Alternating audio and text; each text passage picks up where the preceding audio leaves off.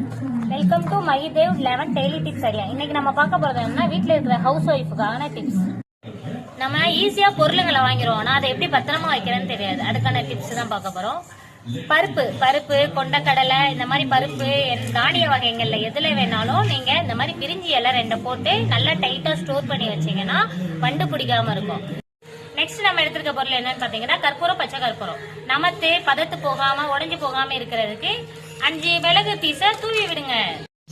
Next என்னன்னு பாத்தீங்கன்னா, daily use பண்ற நமக்கு தேவையான தீப்பெட்டி. அதுல ஒரு 10 அரிசியை தூவி டைட்டா க்ளோஸ் பண்ணி வைங்க, பதத்து போகாது.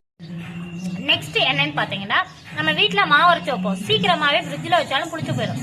அதுக்கு நீங்க அரைச்ச உடனே என்ன பண்றீங்கன்னா, காஞ்ச மிளகா வறுத்து அந்த காம்பு பகுதி மேல இருக்கணும், கூர்மையான பகுதி உள்ள இருக்கிற மாதிரி சொருவி வச்சிட்டீங்கன்னா சீக்கிரமாவே புளிச்சு போகாது.